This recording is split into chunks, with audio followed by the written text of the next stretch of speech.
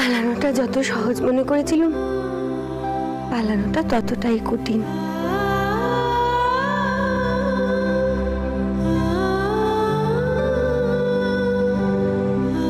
আমার বই, খাতা, স্লেট সব তো ওই কুলুঙ্গিটার মধ্যেই পড়ে রইল। সে কথা তো কেউ ভাবলো না। আচ্ছা, সামনেই তোমার পরীক্ষা ছিল, ক্লাসে ওঠার এক্সামে, ওই মারও তো সে কথা মনে পড়লো না।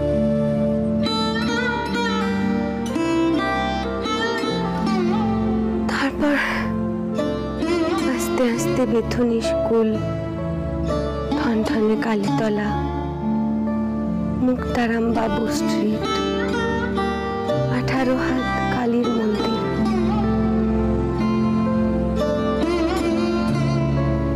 সবুজ রঙের দরজা, মায়ের সেই ঠাকুরের জায়গাটা সব কেমন ঝাপসা হয়ে গেল।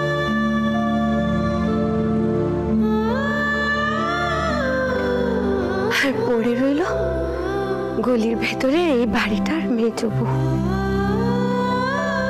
সংসারের ঠিক বেঠিক গুলো যে আজও বুঝে উঠতে পারলো না।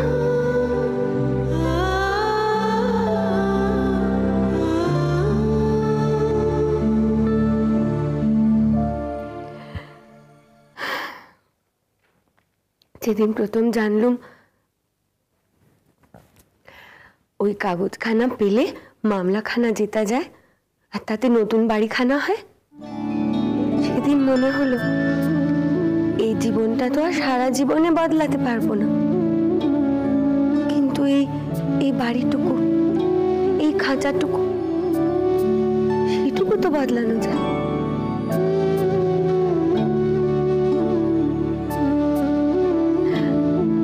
সেই বাড়িখানা যদি খানিক সুন্দর হয়, মনের মতো হয়, তাতে যদি খানিক বেশি আলো আসে, বেশি বাতাস খেলে,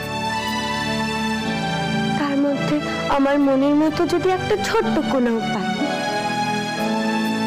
সেটুকুই মেজ বউয়ের মুক্তি হবে।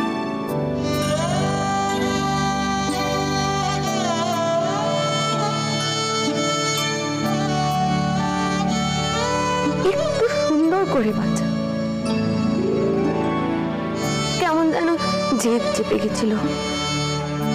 মনে হলো ওইটাই আমার মুক্তির চাবিকাঠি, খুঁজে পেতেই হবে। বাড়ির আর কেউ তো উদ্যোগ নেয় না, 1000 বছরের মরছে সবার শরীরে। আমি একাই খুঁজে গেলুম, পেলুম না। কেমন ছটপটিয়ে উঠে একদিন ওকে বললুম, করো না একখানা বাড়ি।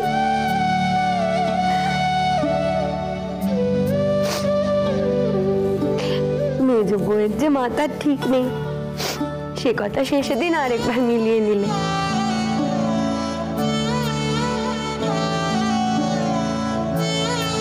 সব আশা যখন ছেড়ে দিয়েছি, সবার মতো যখন আমিও কাগজখানার কথা ভুলতে বসেছি, কেমন যেন কাগজখানাই আমায় খুঁজে নিলে। আমি সেটা খুঁজে পাইনি।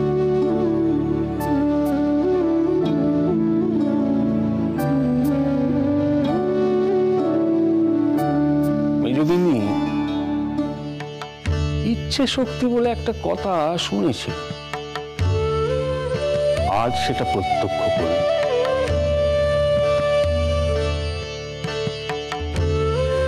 তুমি তো পড়েছ চিচিং ফাঁক। আমার কেমন জানি মনে হয় ওইটি ইচ্ছে শক্তির আসল মন্ত্র। যতদিন সাদা মনে কোনো শুভ কিছু চাইবে, ততদিন ওই শক্তি তোমাকে সব বন্ধ দরজা খুলে দেবে। যার ওপারে আছে মনি, মুক্ত। আর যেদিন তোমার সাদা মনে কালো মিশবে, লোভ আসবে, সেদিন ওই শক্তি তোমায় ছেড়ে যাবে। বন্ধ দরজা বন্ধই থাকবে।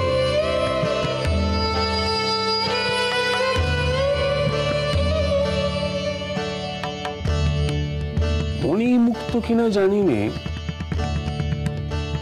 তবে তোমার এই প্রাণপণে চাওয়া এক টুকরো মুক্তির চাবি, সেটা কিন্তু এনে দিয়েছে তোমার ইচ্ছে শক্তি।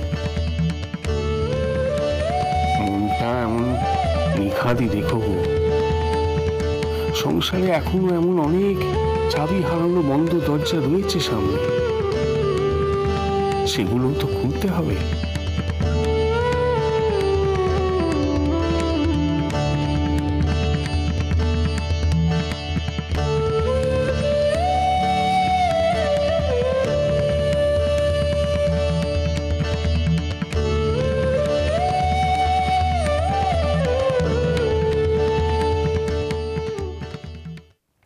আরে পেবা, বলি কাগজখানা দেখেছিস? বর্দা, এটা আমার পেশা। বলি উকিলটা তো আমি নাকি? তোমারও নিয়ে মাথা না ঘামালেও চলবে। হ্যাঁ, পেশা তো বটেই, তবে কিনা পেশা দিয়ে তো আর কিছু করার দরকারই নেই।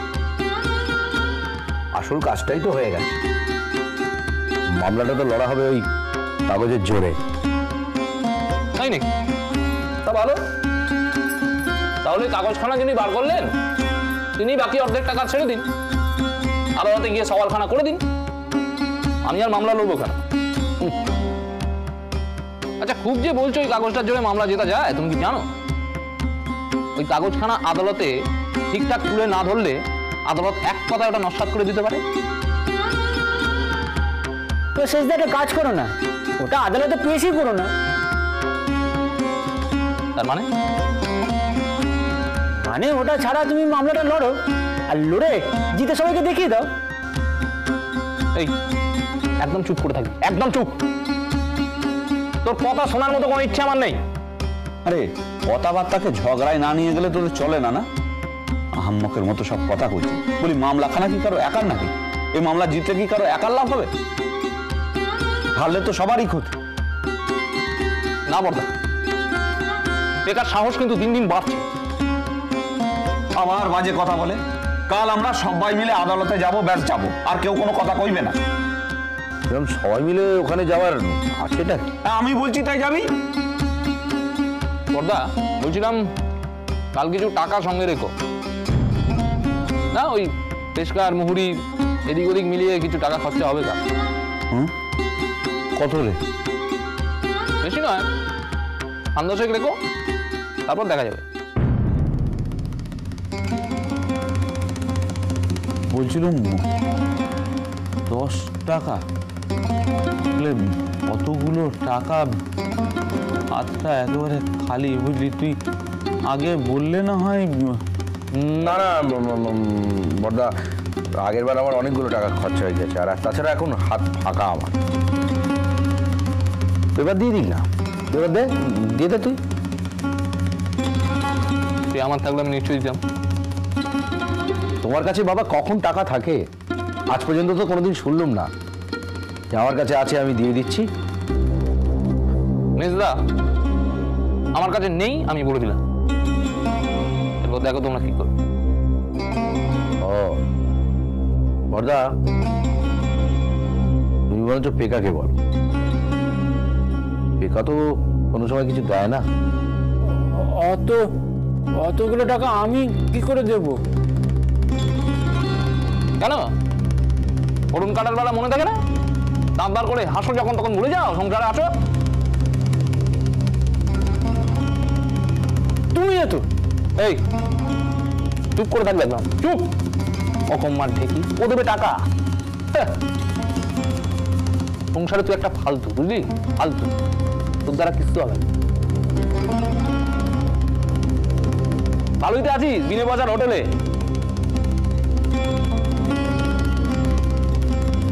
খুব যে আমাকে বলছো, তুমিও তো আছো, রোজগার তো করো, সংসার দাও কিছু। কথা তো শোনো সবাইকে, কথা শোনাতে পারো কিনা সেটা ভেবে দেখো। এই তোরা শান্তিতে খাবি না, আমি উঠে যাবো বলতো? ওকেই শুরু করেছে।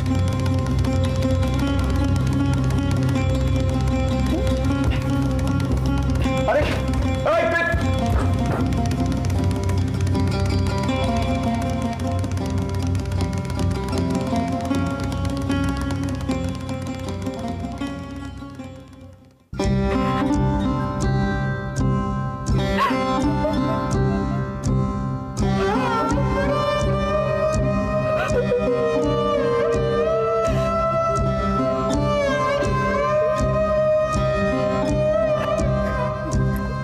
ছোট বউ, ছোট বউ, ও ছোট বউ, এইদিকে ফেরো না, কাঁদছো কেন?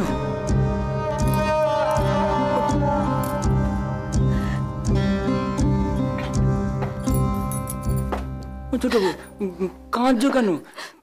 কি কি হয়েছে বলবে তো সেটা?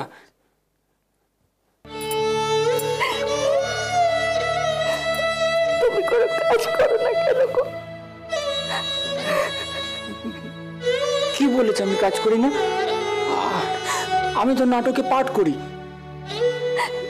তাতে সংসারে পয়সা আসে কই?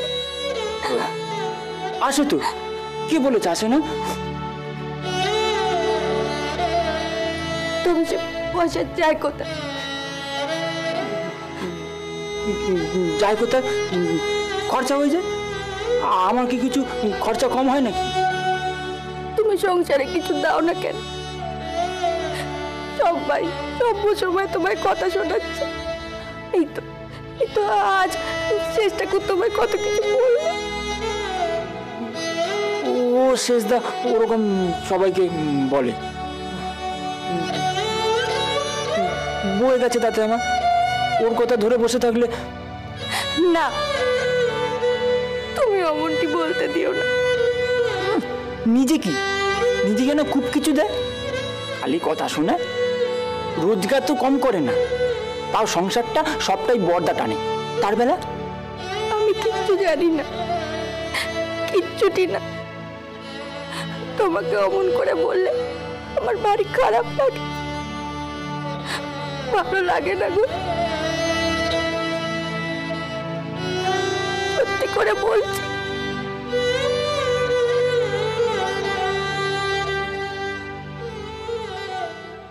ছোট বউ, তোমার খুব খারাপ লাগে?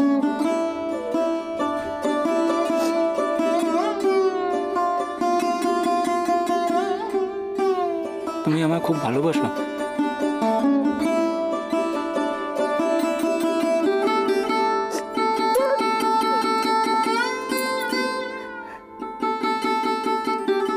তোমার জন্য,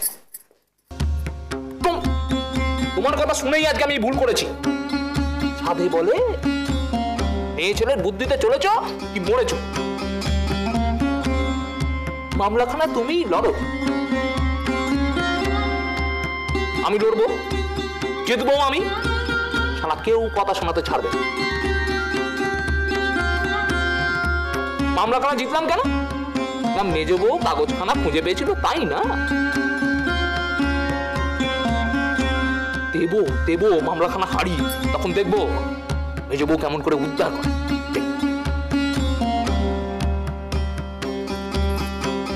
অমনটা করো না, অমনটা করলে আমার মান থাকবে? তুমি বলো। এই থামো তো, মান থাকবে? বাড়ি ওনার মান রাখার জন্য আমার মাথা ব্যথা করে মরতে হয়। বলি এই মামলাখানা লড়ে লাভ হচ্ছে কিছু? এক নয়া পয়সাও তো জুটবে না।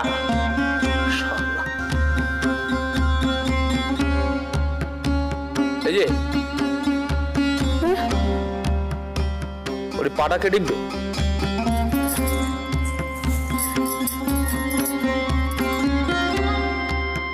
আমি বলছিলাম যদি তুমি মামলাখানা যেত তাহলে আর কাগজখানার কথা কারোর মনেই থাকবে না। সকলে বলবে সেজো ছেলে লড়লো বলেই কিনা মামলাখানা জিতেছিল। থাক থাক,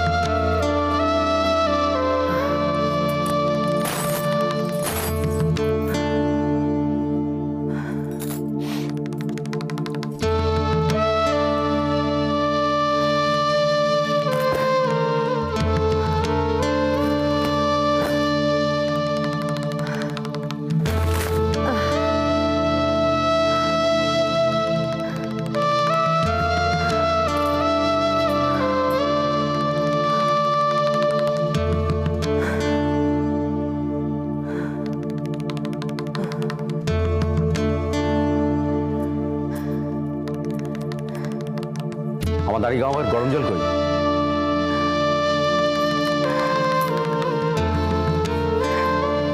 আনছি।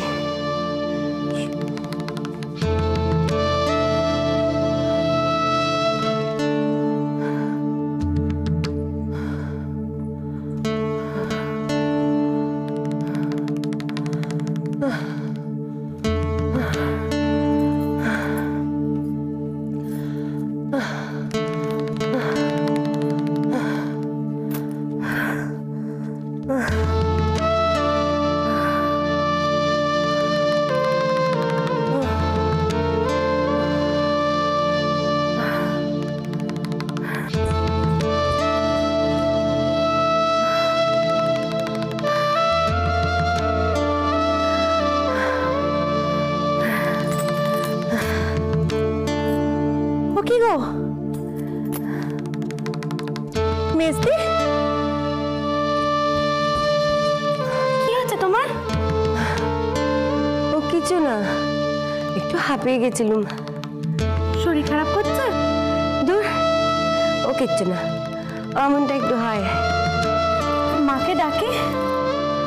ও মা, মাকে ডাকবে কেন?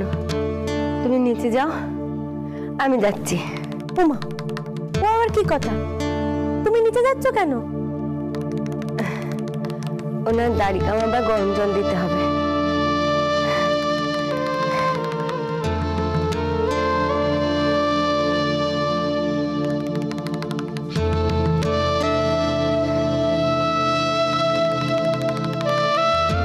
থাক,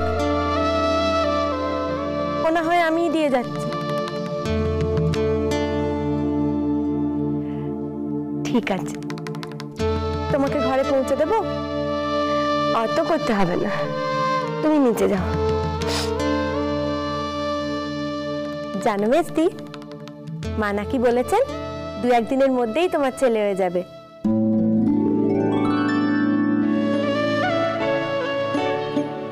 বড়দিয়া বলছিল।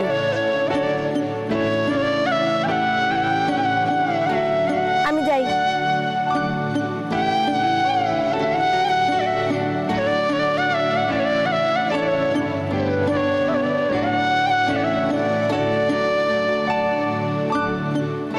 দিনের মধ্যেই?